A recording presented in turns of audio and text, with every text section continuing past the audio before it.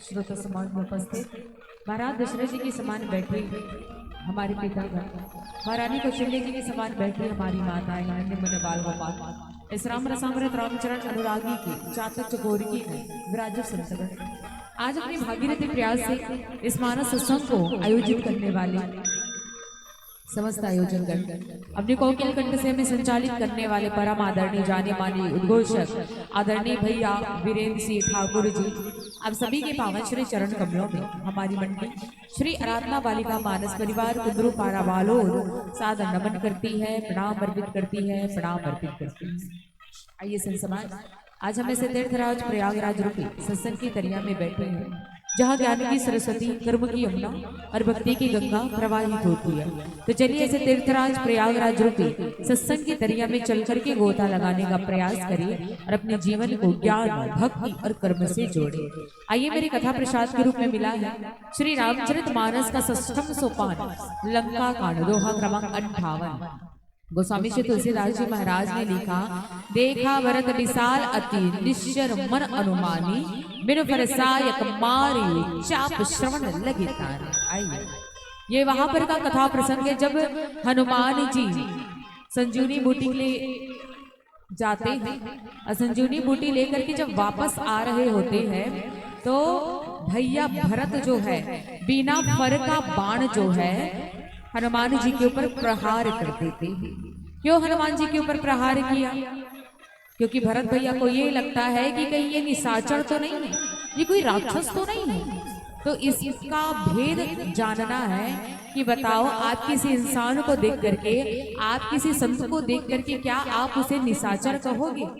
भरत भैया कौन है? भरत भैया के संत है। हनुमान जी कौन है? राम का दूत, राम भक्त हनुमान है। तो एक संत की दृष्टि में हनुमान जी कैसे निशाचर लगे? हनुमान जी को कैसे निशाचर समझा? और निशाचर समझा तो समझा, उनको बिना फर का बाण भी मार दिया भैया भरत ने। ऐसा हो सकता है क्या कि भरत की नजर में कोई राक्षस नजर आए या कोई निशाचर नजर आए? इसी पर विचार विमर्श करना है कि क्या कारण है कि आज भरत भैया हनुमान जी को राक्षस समझ करके उनको बिना फर का बाण मार रहे हैं। इस पे बहुत रोचक तथ्य छुपा हुआ है। इसी रोचक तथ्य को आप सभी के बीच में रखने का प्रयास करूंगी एक सुंदर से भजन के पश्चात। सियावर रामचंद्र की जय।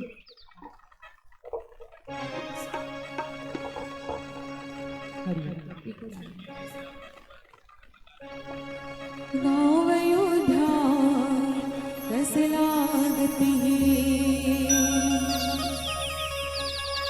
गली गली सुंदर महाकते।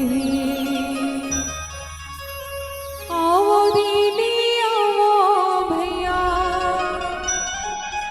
राम से लगने लगा लो ना।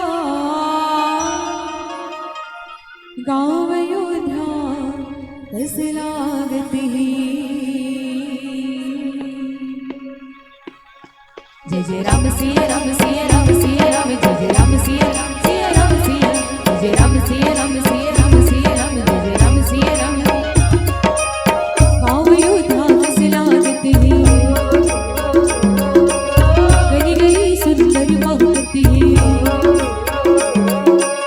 गाँव अयोध्या रस लागती, गली गली सुंदर महकती। आओ दीदी आओ भैया, राम से लगने लगा यारा।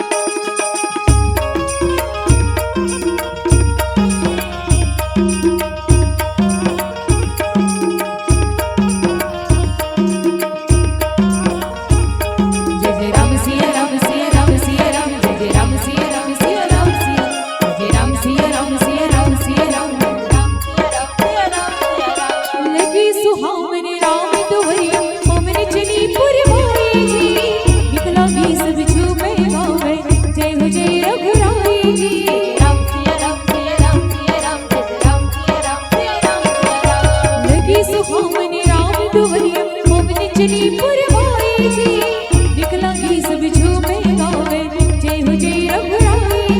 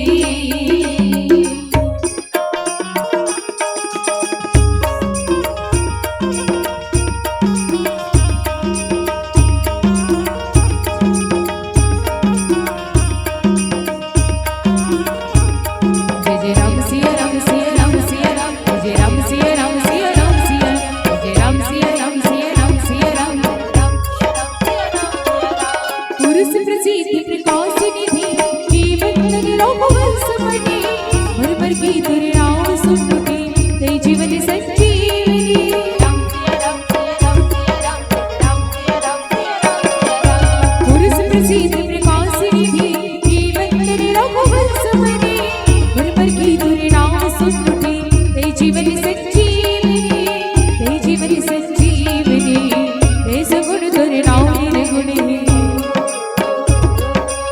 जग जगाओ बसी धुनी ते सगुण तुरे नाम निर्गुणी जग जगाओ बसी धुनी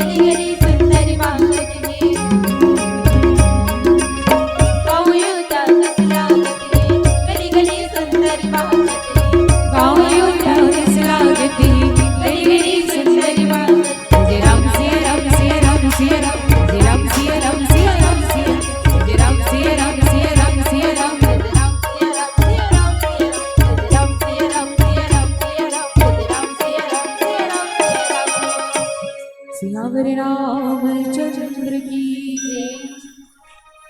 वंदे विरेहतनया पद्पुण्यैकं केशौरि सौरभ समाहित हो गजन्तम मंत्र मंत्र दाम मनीषं मुनिहस सेवं सन्मानि साली प्रतीत पराग पुंजं नीला पुज श्यामल कोमलांगं सीता समर्पित मम भागं बाणा महाशायि चारु चापं नमामि रामं रघुवंशनाथम् अतुलित बलहाममीं शेरावणिं धनुषं विशाणो ज्ञानी नामाग्रगण्यं सकल पुण्यधानं मनराणामधीशं ऋग्वति विभक्तं वातजातं नमामि ऋग्वति विभक्तं वातजातं नमामि लिखनि सिया रामचंद्र संकर हरि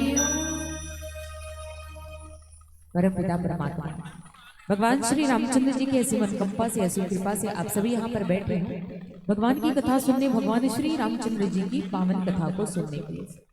आइए संत समाज, आज आप सभी के गांव का मतलब आपके ये जिंजरा गांव का अंतिम दिवस है, त्रिदिवसीय कार्यक्रम का अंतिम दिवस है। तो अभी तक आप लोगों को ये समझ में आ गया होगा कि ये श्री रामचरितमानस क्या है। आप लोगों को जिस राम की कथा सुन रहे हो, इस राम का मतलब समझ आ गया होगा कि ये राम कौन है। तो चलिए, श्री रामचरितमानस भगवान राम के चरित्रों की गाथाओं को मानस यानी मंथन करना, चिंतन करना। भगवान राम की चरित्रों की गाथाओं को अपने मन में बैठा करके अपने दैनिक जीवन में लाना, अपने आदर्श में लाना, अपने व्यवहार में लाना ही श्री रामचरितमानस कहलाता है। और यही श्री रामचरितमानस का जब सभी यहाँ पर कथा सुनने बैठे हैं तो निवेदन है, ध्यान पूर्वक मन लगा करके भगवान की कथाओं को सुनिएगा। अंतिम दिवस की सेकंड लास्ट मंडली है हम, और इसके बाद कथा नहीं सुनी तो क्या सुना। इसलिए बार बार निवेदन मैं करती हूँ ध्यान पूर्वक मन लगा करके भगवान की कथा को सुनिएगा, क्योंकि ये राम कौन, ये राम का तात्पर्य क्या। तो राम कौन बोले, ज्ञान अखंड एक सीतावर, जो सिद्ध ज्ञान के अखंड ज्ञान के साक्षात स्वरूप है, वही श्री राम की कथा सुनने आज हम सभी यहाँ पर बैठे हैं। बोले राम का तात्पर्य क्या, ये राम का तात्पर्य क्या होता है। तो बोले र से ऋग्वेद, अ से आहुति प्रदान अर्थवेद, म से मधुरता प्रधान सामवेद, और म में यह व्यंजन जो लगा हुआ है इसका अर्थ होता है यजुर्वेद। तो कहा गया है कि जिसने इन 4 वेदों का पठन पाठन, जिसने इस राम के नाम को भज लिया, अपने जीवन में धारण कर लिया, उसने 4 वेदों का पठन पाठन कर लिया, यही राम है। एक भाव हो गया। अब दूसरा भाव सुनिए राम का। राम र से रमेश्वर, आ से अंबिका, और म से महेश्वर। अंबिका कौन, माता पार्वती जी, और महेश्वर कौन, बोले भगवान शंकर जी। जिस स्थान पर भगवान शंकर और माता पार्वती जी रमण करते हो, बसते हो, निवास करते हो, उसी का नाम ही राम है। तो ऐसे राम की कथा को आप सभी ध्यान से सुनिए। चलिए कथा प्रसंग पर विचार विमर्श करें। श्री रामचरितमानस का 6वां सोपान, लंका कांड, दोहा क्रमांक 58। गोस्वामी श्री तुलसीदास जी महाराज लिखते क्या, दीखा भरत विशाल आती, निश्चर मन अनुमानी, बिनु फरिसायक मारियो, चाप श्रवण लगितानी, बिनु फरिसायक मारियो, चाप श्रवण लगितानी।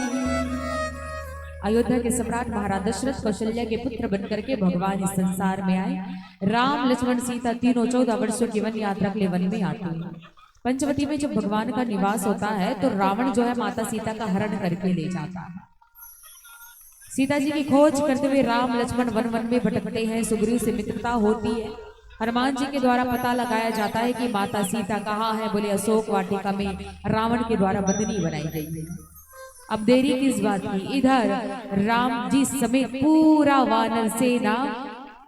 वानर सेना समुद्र पर राम सेतु बांधकर निर्माण करके पूरी वानर सेना कहाँ चढ़ाई कर गई। बोले त्रिकुटा पर्वत पर, सुबेल पर्वत पर है भगवान। और इससे पहले कौन सी कथा चल रही थी, बोले अंगद की कथा चल रही थी। भगवान राम ने कहा कि रावण से युद्ध करने से पहले एक बार रावण को समझा दिया जाए। हनुमान जी कौन है, रामदूत है, लेकिन अंगद कौन है, बोले शांति दूत है। ठीक है, हनुमान कौन है, रामदूत है, अंगद कौन है, शांति दूत है। अंगद के समझाने के बाद भी अब रावण नहीं समझा। 14 लोगों ने 17 प्रकार से समझाने का प्रयास किया, फिर भी रावण जब नहीं समझा ना, अब भगवान राम की सेना और रावण की सेना के बीच में अब युद्ध प्रारंभ हो चुका है। और जब युद्ध प्रारंभ होता है संत समाज क्या होता है, बोले मेघनाथ के द्वारा भैया लक्ष्मण जी को शक्ति बाण लगती है। भगवान राम रो रहे हैं, मेरे भाई उठ जा। अरे तू नहीं रहेगा तो मैं क्या करूंगा इस संसार में।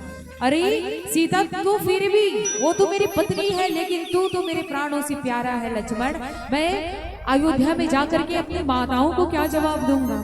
मेरी माँ को यदि पता चला कि लक्ष्मण मेरे साथ गया था, मुझसे बड़ा भागा इस संसार में और कौन होगा, जो छोटे भाई लक्ष्मण और पत्नी को जंगल में ले करके आया। पत्नी का हरण मैंने रावण से करवा लिया और छोटा भाई लक्ष्मण को मैंने मूर्छित करवा दिया। अरे मैं क्या मुंह दिखाऊंगा अयोध्या में जाकर के, मैं माता सुमित्रा उससे क्या कहूंगा। रो रहे हैं आज भगवान राम, मनुष्य की भांति रो रहे हैं। एक भाई का प्रेम कैसा होना चाहिए, तो बोले राम जैसा होना चाहिए। आज जब भैया लक्ष्मण जी मूर्छित है, भगवान राम रो रहे हैं। पूरे लंका में एक वैद्य नहीं, एक ही वैद्य रहता है, उसके अलावा कोई वैद्य ही नहीं था, क्योंकि लंका में कभी रावण को वैद्य की जरूरत ही नहीं पड़ती थी। रावण के पास 3 चीजें थे, क्या, बोले सचिव, वैद्य, गुरु। ये 3 लोग थे रावण के पास। सचिव के रूप में विभीषण था, वैद्य के रूप में सुसेन था, और गुरु के रूप में भगवान शंकर जी थे। और याद रखना, जिस चीज का प्रयोग हम नहीं करते ना, उस चीज का प्रयोग भगवान करते हैं। सुसेन वैद्य का प्रयोग कभी भी रावण ने नहीं किया। क्यों? क्योंकि रावण इतना बलशाली था, इतना बलशाली था, इतना मायावी था ये रावण कि जब भी उसकी सेना में कोई मूर्छित हो जाता तो उसे अपने माया जाल के द्वारा, अपने माया के प्रताप से उसे जीवित कर देता था। तो कभी भी रावण को सुषेण वैद्य की आवश्यकता नहीं पड़ी। और आज चाहते ना तो लक्ष्मण जी को भगवान राम अपने हाथों से जीवित कर सकते थे, लेकिन नहीं किया। सुषेण वैद्य को बुलाया गया। एक अकेला मात्र एक ही वैद्य था पूरे लंका में, और उस वैद्य का नाम था सुषेण वैद्य। सुषेण वैद्य आता है, देखता है कि लक्ष्मण जी मूर्छित है और इनको तो शक्ति बाण लग गई है। अब इसके लिए उपचार क्या हुआ, औषधि क्या? तो बोले प्रभु लक्ष्मण को शक्ति बाण लगी है मेघनाथ के द्वारा, और एक शक्ति बाण के लिए औषधि पूरी लंका में आपको नहीं मिलेगी। पूरी लंका में आप ढूंढोगे भी ना तो भी ये औषधि है ही नहीं, ये स्वयं ये औषधि मेरे पास नहीं है। और उस औषधि का नाम क्या? बोले संजीवनी बूटी। संजीवनी बूटी नाम है। अभी संजीवनी बूटी को लाए कौन, कहाँ मिलेगा संजीवनी बूटी? तो सुषेण वैद्य बताते हैं आप अपने किसी दूत को या अपने किसी सैनिक गणों को या मानवी सेना में से किसी एक को राम काज के लिए भेजो और उससे कहो कि संजीवनी बूटी वो लेकर के आए।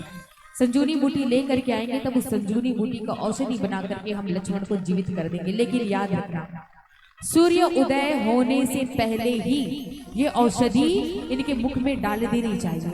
यदि ये औषधि इनके मुख में डाली नहीं गई तो लक्ष्मण जो है इस संसार में शायद ही बच पाएगा। अब संजीवनी बूटी लाएगा कौन? संजीवनी बूटी लाएगा कौन? तो मैंने पहले ही कहा राम का दूत कौन है? बोले हनुमान है। हनुमान जी कहते प्रभु आप मुझे आज्ञा दीजिए, मैं लेकर के आता हूँ संजीवनी बूटी। अब संजीवनी बूटी कहाँ मिलेगा? तो बोले अच्छा किसको किसको पता है संजीवनी बूटी कहाँ मिलेगी? कोई है? कोई है? किसी को पता है संजीवनी बूटी कहाँ मिलेगी? कोई नहीं। संजीवनी बूटी द्रोणागिरी पर्वत पर है। द्रोणाचल पर्वत ये नाम सुना हो? द्रोणाचल पर्वत पर ये संजीवनी बूटी है। और ये वो द्रोणाचल पर्वत है जिस पर्वत पर माता शबरी भगवान राम को जूठे बेर खिलाती है। उसी जूठे बेर को भैया लक्ष्मण को दिया जाता है। तो भगवान राम देख लेते हैं लक्ष्मण जो है उस बेर को खाने के बजाय पीछे फेंक रहा है। और याद रखना जैसा कर्म करोगे वैसा फल मिलेगा। दुनिया गोल है, कचरा जहां डालोगे कचरा लौट करके आएगी। गाली दोगे तो गाली मिलेगा, प्रेम करोगे तो प्रेम मिलेगा, मान करोगे तो मान मिलेगा। जिस बेर को भैया लक्ष्मण ने फेंका था ना, जिस पर्वत पर नवधा भक्ति की कथा हुई थी, जिस जगह पर माता शबरी ने भगवान राम को जूठे बेर खिलाए थे, ये वही पर्वत है जो बाद में चल करके द्रोणागिरी पर्वत बना। और द्रोणागिरी पर्वत पर जो जूठे बेर थे ये संजीवनी बूटी के रूप में वहां से उगने लगे, जगने लगे। और आज ना चाह करके भी लक्ष्मण भैया को माता शबरी के जूठे बेर अपने मुख में डालने होंगे। इसलिए सोच समझ करके कर्म करो, जैसा करोगे वैसा भरोगे। और ये आज लक्ष्मण का ये सुंदर प्रसंग हमको ये सीख दे रही। तो आइए अब हनुमान जी जो है ये ठान लिया, सूर्य देव से कहा कि हे सूर्य देव जब तक मैं वापस लेकर के संजीवनी बूटी को वापस लेकर के नहीं आ जाता तब तक आप कृपा करके धैर्य बनाए रखना। सूर्य उदय होने से पहले एक बार विचार विमर्श कर लेना। भगवान लीला करने आए हैं तो भगवान की इस लीला में आपको सहायता प्रदान करनी होगी। और हनुमान जी आकाश में तेज गति से संजीवनी बूटी लाने के लिए द्रोणागिरी पर्वत की ओर चले। और आइए ऐसे हनुमान जी कल इनका जन्मदिन था, जन्मोत्सव था, तो आइए एक सुंदर भजन हनुमान जी के चरणों में पश्चात इस कथा प्रसंग पर प्रवेश करेंगे। जब रामचंद्र की जय।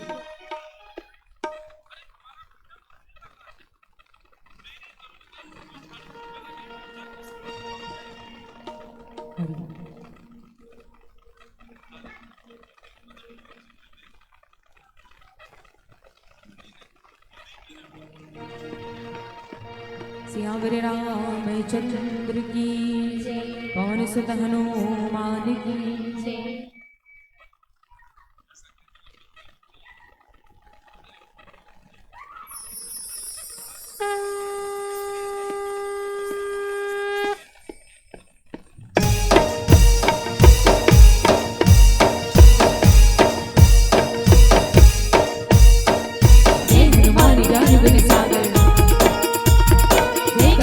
लोग हो जागा, जय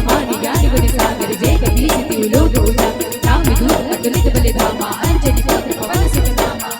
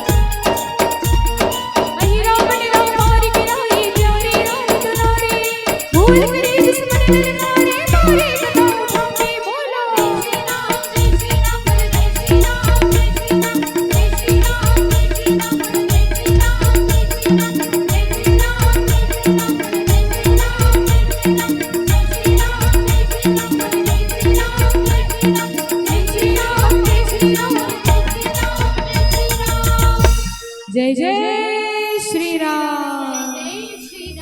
और ऐसे ही हनुमान जी जय जय श्री राम करके जब उड़ान बना इतनी तीव्र गति से गए। इधर गुप्तचरों के माध्यम से बताया जाता रावण को कि हे रावण सुनिए, लक्ष्मण जी मूर्छित तो हो गए हैं, तो हनुमान जी को संजीवनी बूटी लाने के लिए भेजा गया, औषधि लाने के लिए भेजा गया।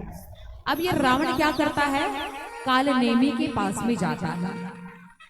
काल नेमी के पास में जब जाता है तो रावण कहता है कि सुनो काल नेमी, तुम्हें हमारा एक काम करना है। कालनेमी कहता बोले क्या काम करना है? रावण कहता है कि राम का दूत एक वानर, एक हनुमान जो है संजीवनी बूटी लाने के लिए द्रोणागिरी पर्वत की ओर गया है। तुम जाओ और जाकर के उसके मार्ग पर ऐसा माया फेरो कि हनुमान जो है सूर्योदय से पहले लक्ष्मण तक ना जा पाए, राम तक वापस ना आ पाए, ऐसा कुछ माया प्रपंच रचो। कालनेमी समझाता है। कालनेमी कौन है? राक्षस है। एक राक्षस जो है रावण को समझा रहा है। मैंने पहले ही बताया था ना, 14 लोगों ने 17 प्रकार से समझाया रावण को। कालनेमी ने कहा कैसी मूर्खता कर रहे हो रावण, अभी तक समझ में नहीं आया कि वो राम कौन है? जिस राम को तुम तपस्वी राम समझ रहे हो, जिस राम को तुम मनुष्य समझ रहे हो, कोई ऐसा वैसा साधारण मनुष्य नहीं है, वो भगवान है, भगवान। समझ में क्यों नहीं आता तुमको? रावण कहता है मेरी बात मान कालनेमी, नहीं तो मैं तुझे मार डालूंगा। कालनेमी मन में विचार किया, ऐसे पापी रावण के हाथों मरने से अच्छा है कि मैं हनुमान के माध्यम से मेरा उद्धार हो जाए। अब कालनेमी क्या करता है, जिस स्थान पर द्रोणागिरी पर्वत है उसके आगे वाले रास्ते में, जस्ट ये आपका गांव है, आगे कुछ और गांव होगा, वहां पर कुछ तो मंदिर वगैरह होगा। तो ऐसा ही एक सुंदर सा मंदिर, मानस सरोवर बनाया, मंदिर बनाया कालनेमी ने अपने माया से।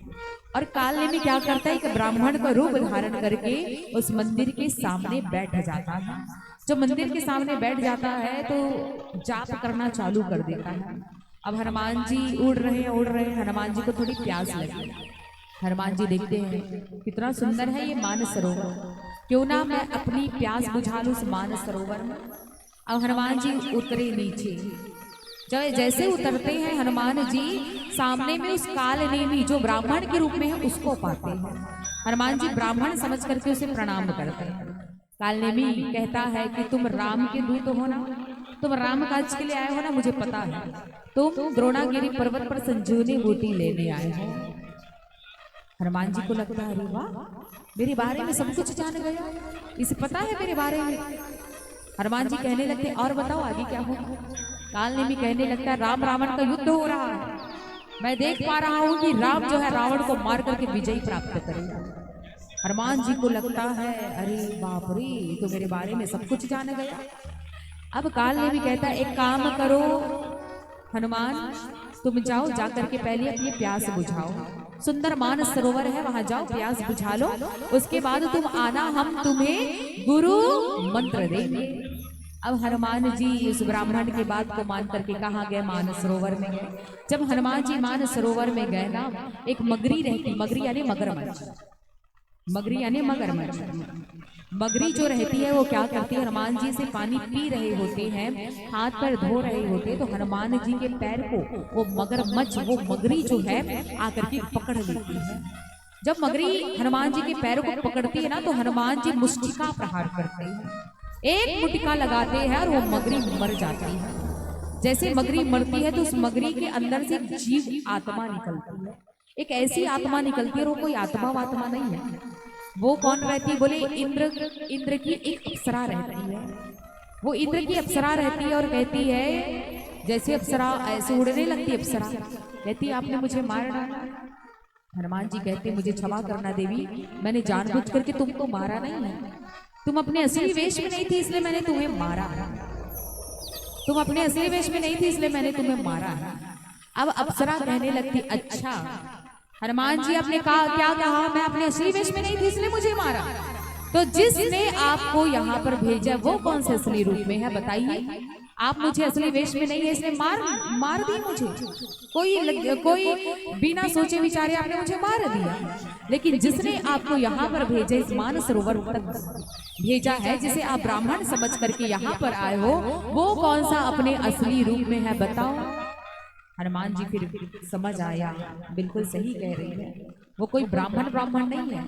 कालनेमी की पूरी सच्चाई अप्सरा बता देती है। अप्सरा को, ये अप्सरा कौन रहती, बोले इंद्रलोक में इंद्र के समक्ष नृत्य करने वाली रहती है। ये नृत्य करने वाली रहती, मतलब नाच गान करने वाली रहती है ये अप्सरा। एक दिन क्या होता है कि इंद्र की सभा में दुर्वासा ऋषि जी आते हैं। दुर्वासा ऋषि जी जब आते हैं तो दुर्वासा ऋषि को देख करके ये अप्सरा हंसने लगती है। उनका मजाक उड़ाने लगी। ये क्या ऋषियों को बुला लिया है, नित्य गान के समय ऋषि का आगमन। अब इतना गुस्सा आता उस ऋषि को कि श्राप दे देते। बड़ा अहंकार है, अपनी सुंदरता का बड़ा अहंकार है। श्राप देता हूं, जाओ मगरी का रूप धारण करोगी और जब तक तुझे मुक्ति नहीं मिलेगी, जब तक तुझे कोई मारेगा नहीं। और आज हनुमान जी के द्वारा जैसे वो मगरी को प्रहार होता है, उस मगरी को मारा जाता है तो वो अप्सरा मुक्त हो जाती है। तो ये ऋषि के प्रभाव के कारण वो अप्सरा मगरी बन जाती है संत समाज। अब हनुमान जी को पता चल गया कि वो जो ब्राह्मण है वो कोई असलियत का ब्राह्मण नहीं है, वो कोई राक्षस है, कालनेमी है, मायावी है। अब हनुमान जी बड़े आए, आ करके बैठ गए और बैठ करके कहा कि हे ब्राह्मण चलिए प्रारंभ करिए। कालनेमी ने कहा ठीक है मैं प्रारंभ करता हूँ, एक काम करो तुम अपनी आंखें बंद कर लो। हनुमान जी ने कहा रुकिए रुकिए ब्राह्मण, गुरु मंत्र देने से पहले मैं आपको गुरु दक्षिणा देना चाहता हूँ। मैं आपसे गुरु मंत्र लेने से पहले आपको गुरु दक्षिणा देना चाहता हूँ। पहले आप करिए दक्षिणा ले लो, उसके बाद गुरु मंत्र देना। बड़े प्रसन्न हो गया कालनेमी, अरे गुरु दक्षिणा, लालच में आ गया। अब हनुमान जी कहते आप अपने नेत्र बंद करो, आपको आपका गुरु दक्षिणा मिल जाएगा।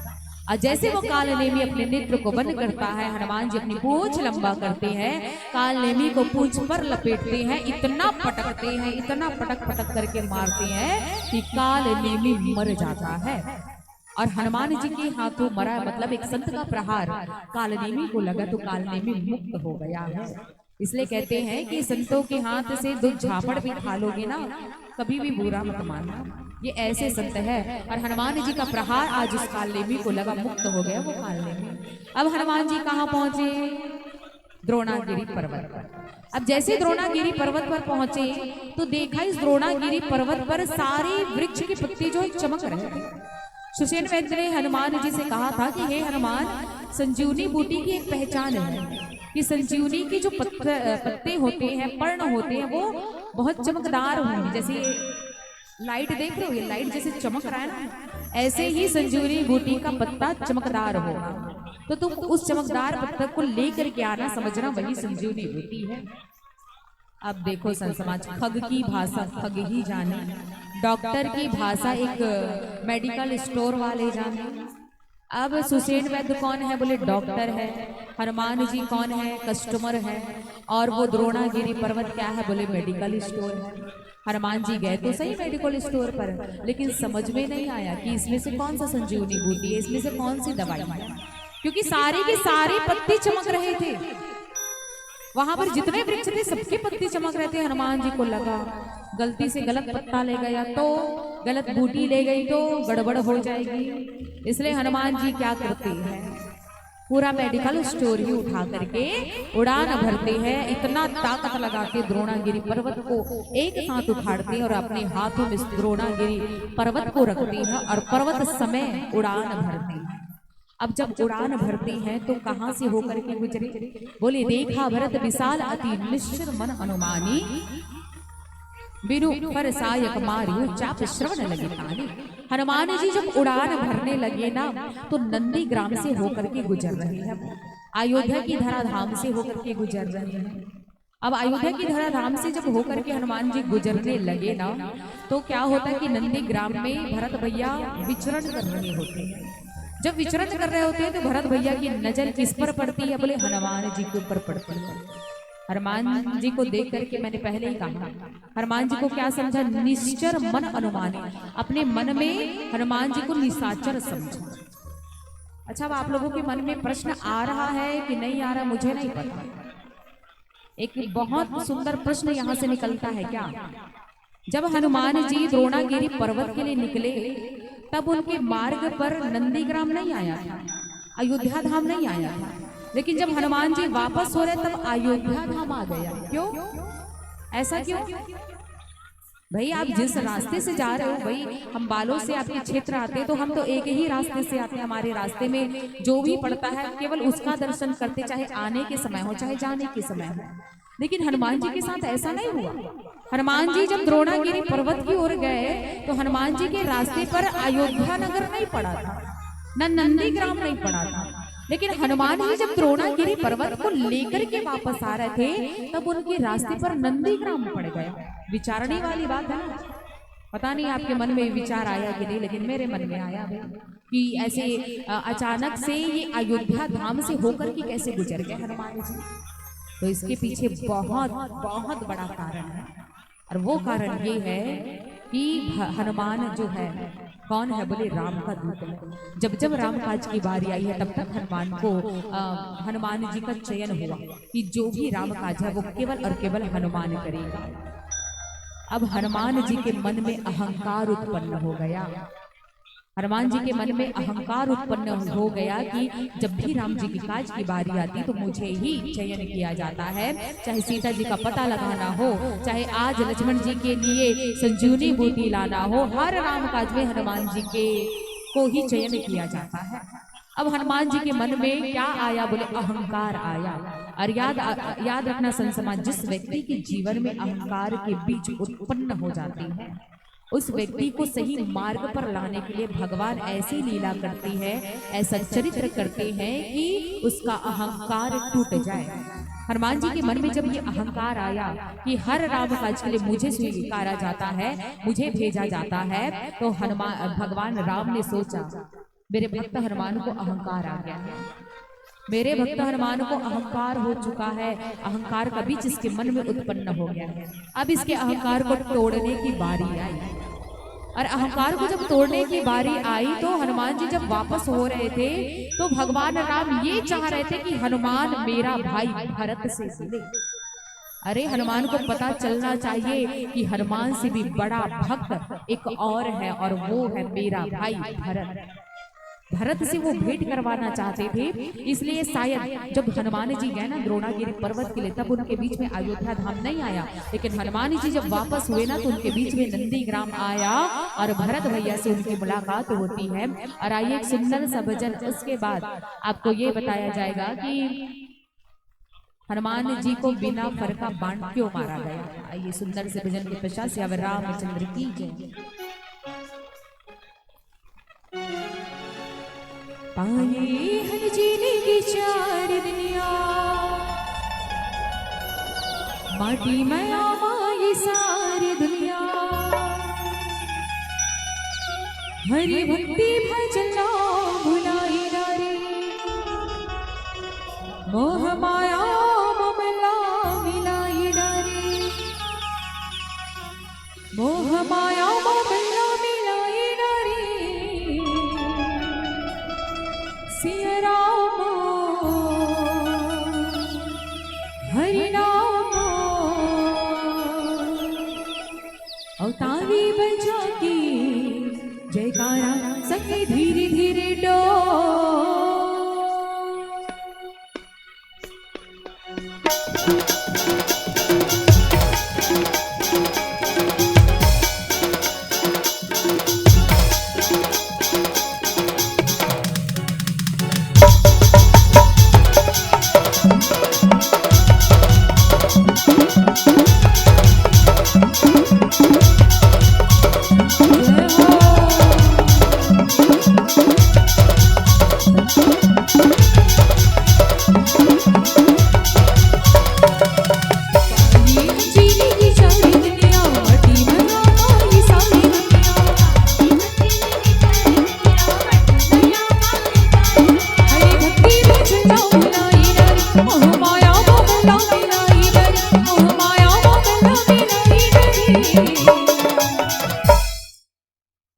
जिंजरा के महतारी हो दीदी हो बढ़ जाले खाली पीली बैठे हो तो मोला अच्छा नहीं लगता, एकदम बहुत बढ़ जाले खाली पीली बैठे हो तो मैं चाहता हूँ एक कनिक आप मेरे दोनों हाथ में उठा लो, एमा थोड़ा जोर लगा लो और जोर लगा के मीठा मीठा ताली ला बजा लो भाई। तो चलो सबको झलने निवेदन है, सबको झल दो, हाथ का उठाओ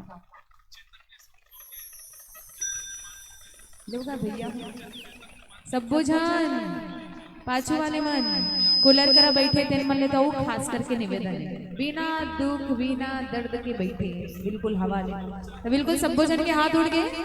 अब एमा जोर लगाना है और जोर लगा के मीठा मीठा ताली ला बजाना है। बोल साचे दरबार की सिया राम बोल हरि राम बोल ताली बजा की जयकारा सखी धीरे धीरे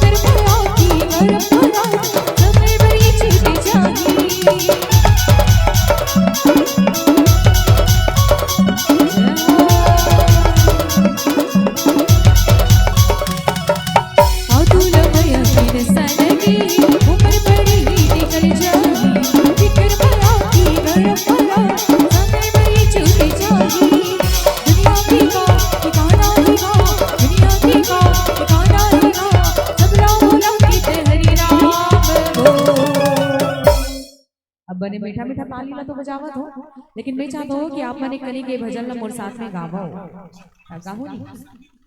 गाहू नहीं भैया हो तुमन तो गाहू छल पता भैया गाहू नहीं भैया हो गाहू ना तमे गाऊ सिया राम बोल तो आप दोनों हाथ उठा के सिया राम गाना है। मैं गाऊ हरि नाम बोल तो आप दोनों हाथ उठा के हरि नाम गाना है।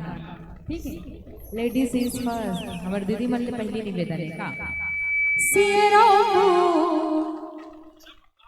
बस अतनी आवाज मुरली ज्यादा आवाज आना चाहिए आप मन के कावर मैं अकेला गावत हूँ अब आप मन सैकड़ों हो 100 जन से भी ज्यादा हो तो बिल्कुल उतना आवाज आना चाहिए लगना चाहिए जिंजरा गांव में बैठे हो सिया राम अब लगा अब भैया हो तुम्हारी बारी हरि नाम औ जोर से दीदी मन ने ज्यादा आवाज आप मन के होते साइकलिक औ जोर से हरि नाम सिया राम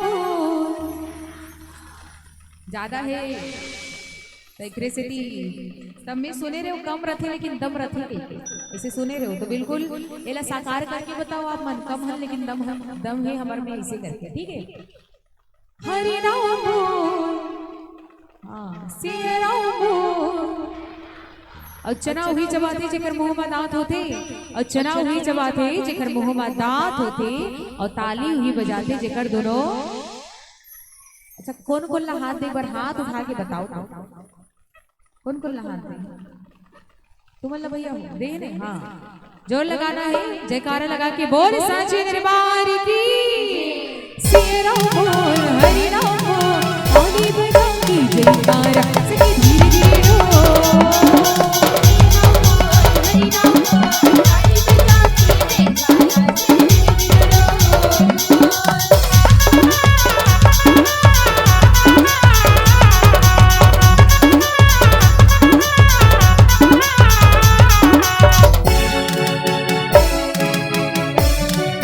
जय श्री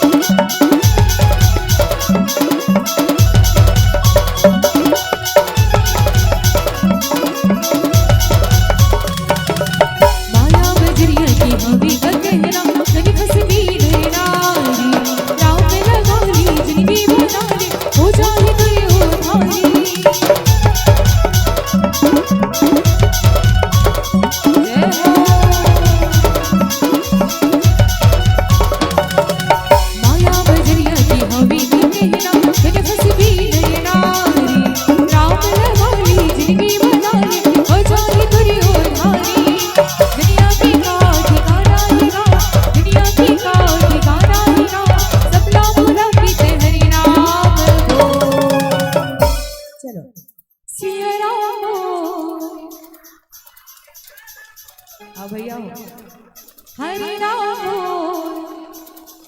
औ जोर से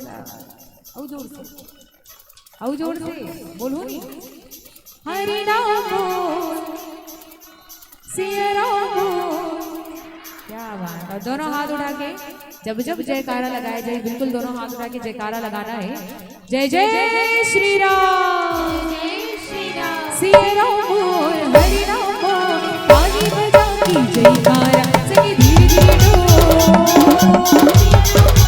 हरि राम बोल ताली बजा की जयकारा सखी धीरे डोल। आई चीनी की चाबी दुनिया, मठी भैया माई सारी दुनिया, आई चीनी की चाबी दुनिया, मठी भैया माई सारी दुनिया। हरी मुट्ठी बजना बुनाई डरी, मोह माया बदला बिनाई डरी, मोह माया बदला बिनाई डरी। चलो सिया राम बोल, क्या बात। हरि राम बोल, क्या बात। सिया राम बोल हरि राम बोल, ताली बजा की जयकारा सखी धीरे धीरे डोल। सिया राम बोल हरि राम बोल, ताली बजा की जयकारा सखी धीरे धीरे डोल। सिया राम बोल हरि राम बोल, ताली बजा की जयकारा सखी धीरे धीरे डोल। सिया राम बोल हरि राम बोल, ताली बजा की जयकारा सखी धीरे धीरे डोल। सिया राम बोल हरि राम बोल, ताली बजा की जयकारा सखी धीरे धीरे डोल। बोल साचे दरबार की। और आइए, हनुमान जी को निशाचर इसलिए समझा क्योंकि ये भरत कभी किसी को निशाचर की दृष्टि से नहीं देख सकता। याद रखना, श्री रामचरितमानस में यदि राम नायक है तो भरत भैया महान नायक है।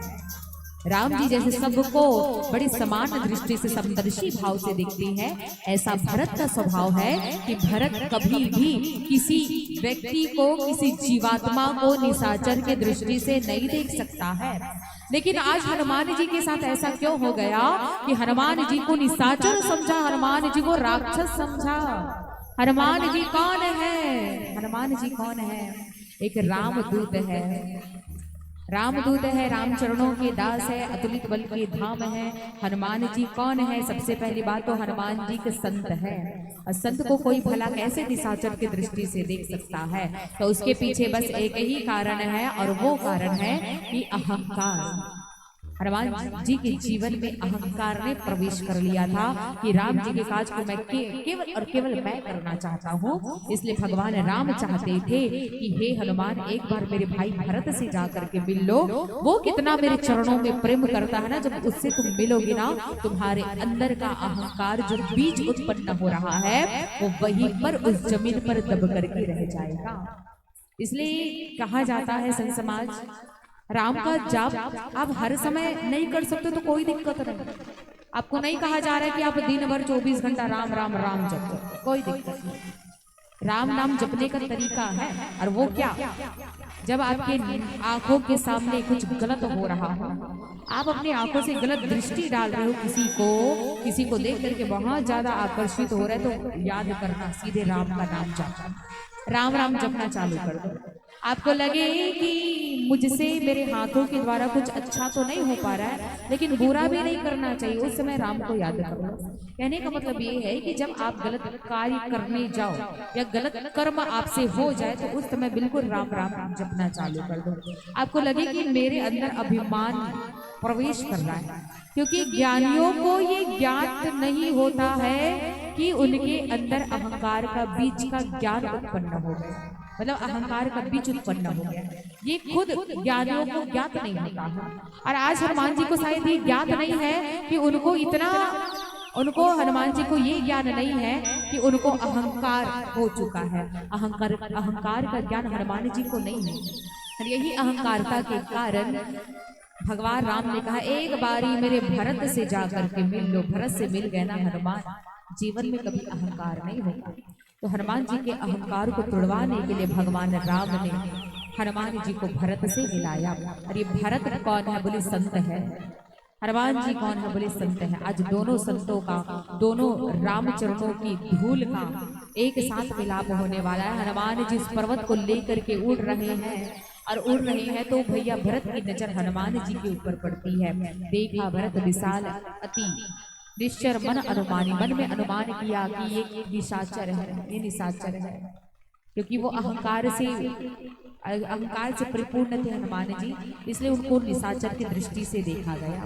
नहीं तो भरत भैया का कभी ये स्वभाव नहीं है कि वो किसी को निशाचर की दृष्टि से देखे। भरत भैया को लगता है कि कोई निशाचर हम पर हमला करने आया है, भरत भैया तुरंत गए कक्ष के अंदर, जिस कुटिया में रह रहे थे, गए और अपने धनुष को लेकर के आए, धनुष बाण को लेकर के आए। और क्या किया, बोले बिनु फरसाय कमारी चाप श्रवण लगी तानी, और भरत भैया ने बिना फर का बाण हनुमान जी के ऊपर छोड़ दिया। अब प्रश्न यहाँ पर ये उठा, बिना फर का बाण ही हनुमान जी को क्यों मारा? भाई जब भरत भैया को ये बात पता चल गया था कि वो निशाचर है, निशाचर की दृष्टि से देखे ना कि वो निशाचर है, तो निशाचर है जो अनुमान लगा लिया था भरत भैया ने, तो फर वाला बाण मारना था, बिना फर का बाण क्यों प्रयोग किया? तो इसके पीछे एक कथा आती है, और वो कथा आप सभी जानते हो, वो कथा आप सभी जानते हो, और वो कथा है श्रवण कुमार की। श्रवण कुमार अपने अंधे माता पिता को लेकर के तीर्थ यात्रा घुमाने के लिए ले चलता है। जब तीर्थ यात्रा घुमाने के लिए ले चलता है तो श्रवण के अंधे माता पिता कहते हैं कि हे श्रवण, हमको प्यास लग रही है, एक काम करो तुम पानी लेकर के आओ, हम तुम्हारी प्रतीक्षा कर रहे हैं। श्रवण कुमार अपने माता पिता को उस जंगल में छोड़ करके एक सुराही जैसा घड़ा लेकर के जाते हैं और तालाब पर पानी भर रहे होते हैं। अब उस समय महाराज दशरथ जी शिकारी किया करते थे, शिकार किया करते थे।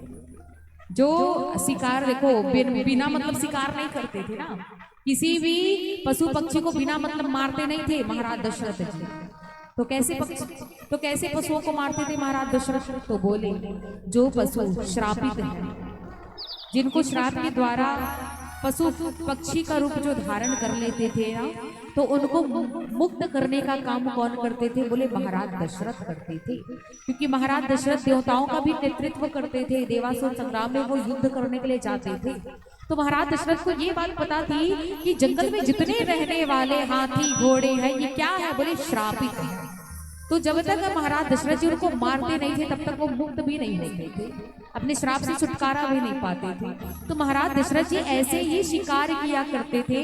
और हुआ क्या कि महाराज दशरथ जी जब निकले ना शिकार करने के लिए, तो जब जंगल में अंदर प्रवेश किए तो उनको हाथी के बच्चे की मतलब हाथी का बच्चा कोई पानी पी रहा है ऐसा उनको लगा।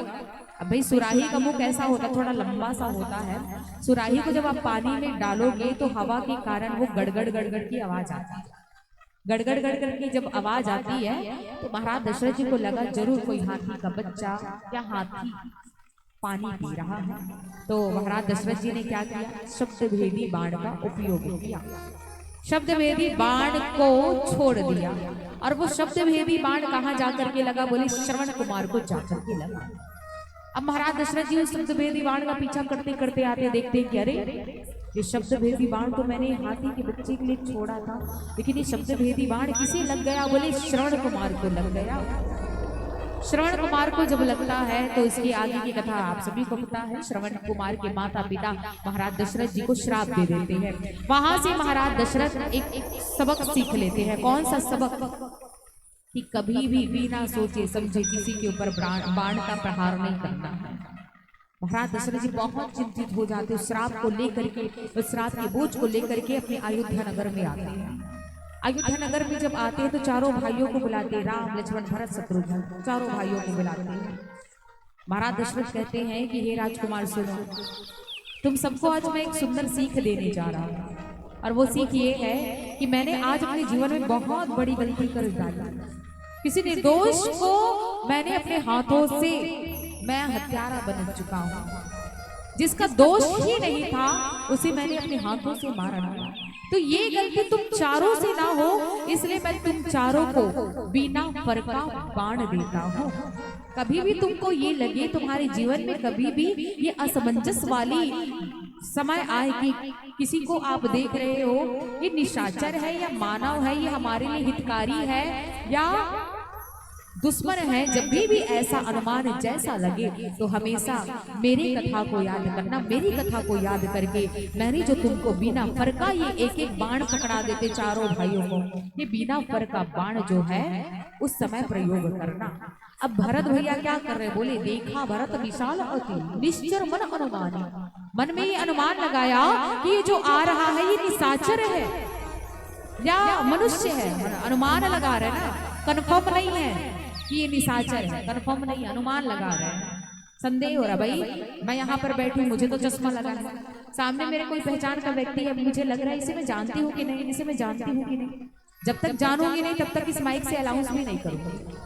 जब तक वो मेरे पास में आकर के मिलेगा नहीं, अपना परिचय देगा नहीं, मैं पहचानूंगी नहीं, तब तक उसे मैं प्रणाम नहीं कर सकती, ना कुछ भी नहीं कर सकती। तो मुझे अनुमान जैसा लगेगा, तो जब तक मैं उसको भेद नहीं जान लूंगी कि मेरा सामने वाला व्यक्ति कौन है जो मुझसे दूर से इशारा कर रहा है, तब तक मैं उसका परिचय दे ही नहीं सकती आपको। तो वैसे ही भरत भैया ने क्या किया, अनुमान लगा रहे हैं। पिताजी की बात याद आती है कि पिताजी ने कहा था कि जब भी हमारे जीवन में असमंजस वाली स्थिति आए तो हमेशा बिना फरका बाण ही प्रयोग करना। भरत भैया चाप श्रवण लगी तानी, उस बाण को बिना फरके बाण को धनुष पर संधान लगाते, उसके चाप को श्रवण यानी कान तक जोर से खींचते हैं और वो बिना फरके बाण हनुमान जी के ऊपर छोड़ते हैं। जब वो बिना फरका बाण हनुमान जी के ऊपर छोड़ा, वो बाण जो है सीधे हनुमान जी के ऊपर जाकर के लगी। और जैसे हनुमान जी के सीने पर जाकर के लगी, हनुमान जी कौन है, अत्यधिक बल के धाम है, जिस पर किसी भी वज्र का प्रयोग नहीं होता है। आज वो हनुमान बिना फरके बाण लगते ही मूर्छित हो गया। जिस हनुमान पर ब्रह्म अस्त्र का भी प्रयोग नहीं हो सकता है, किसी भी अस्त्र से भाई हनुमान जी को वरदान मिला है। हनुमान जी को ये वरदान मिला कि किसी भी वज्र का प्रहार तुम पर नहीं हो सकता है। लेकिन आज बिना फर का बाण जब भरत भैया ने हनुमान जी के ऊपर मारा, तो सोचो ना, बिना फर के बाण लगते ही हनुमान जी मूर्छित हो गए। कितनी सोचने वाली बात। तो कहीं ना कहीं हनुमान जी के अहंकार को तोड़ने के लिए भगवान राम ने भरत को हनुमान से मिलाया। इसलिए मानस का महानायक यदि कोई है तो वो केवल और केवल भरत भैया है। इसलिए भरत जैसा प्रेम करने वाला, भरत जैसा अगाध प्रेम करने वाला भाई राम के जीवन में मिला। और भरत जैसा प्रेम हर भाई को अपने दूसरे भाई से करना चाहिए। ऐसा था ये भरत भैया। इसलिए बार बार मैं ये कहती हूँ, भरत कौन है, बोले त्याग समर्पण धर्म मित्र की मूर्ति है ये भरत भैया। भरत भैया एक संत है, और एक संत का चरित्र कैसा होता, बोले निर्मल होता है। तो आइए, जब भरत भैया के हाथों से बिना फरका बाण लगता है तो आगे क्या होता है, एक सुंदर से भजन के पश्चात हम जानने का प्रयास करें।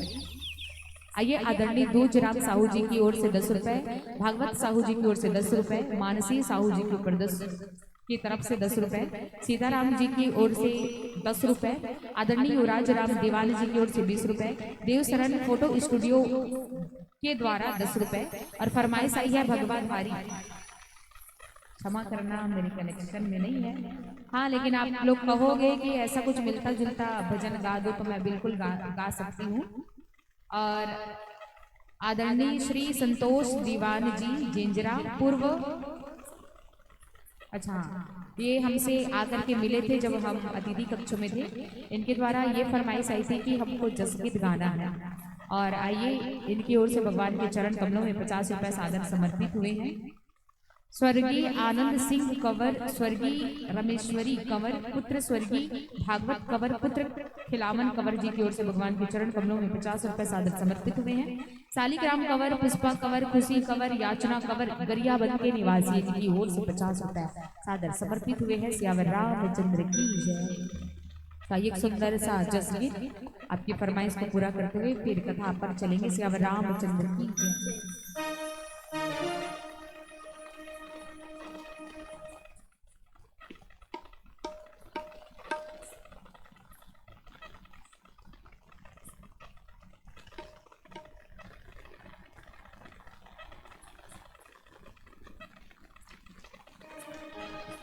बोली दुर्गा मैया की जय।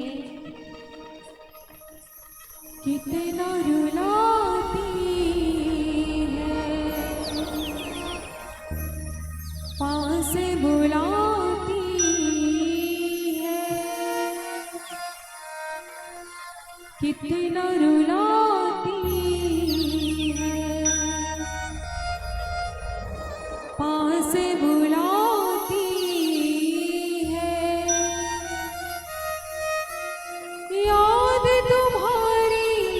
जब मुझको आती है आती है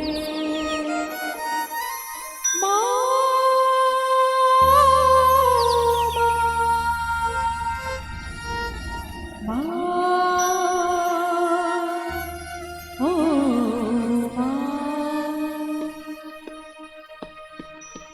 जय हो जय हो जय शीतला मैया जय हो जय हो जय हो जय शीतला मैया जय हो जय हो जय हो जय शीतला मैया जय हो जय हो जय हो जय शीतला मैया जय हो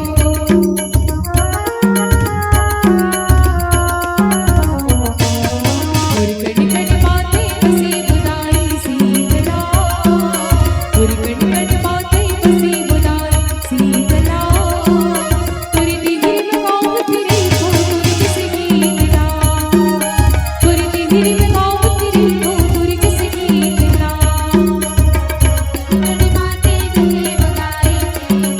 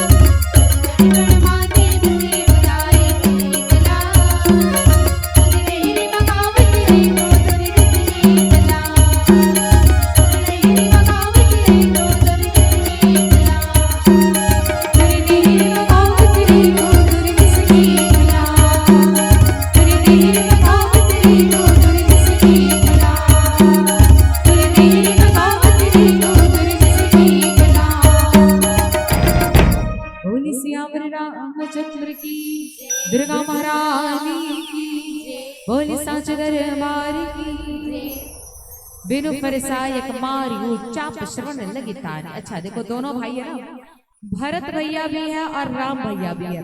जब जब बिना फर वाले बाण को मारने की बारी आती है तब तब भगवान राम भी उस चाप को कान तक खींचते हैं। भरत भैया ने भी आज कान तक खींचा। कान तक खींचना मतलब बहुत जोर से उस चाप को खींचा, धनुष के बाण को खींचा और छोड़ दिया। भगवान राम ने किसको बिना फर का बाण मारा था? भगवान राम ने किसको बिना फर का बाण मारा था? तो बोले विश्वामित्र वाली कथा सुने होंगे। विश्वामित्र मुनि जी यज्ञ करवाते हैं, तो उस यज्ञ में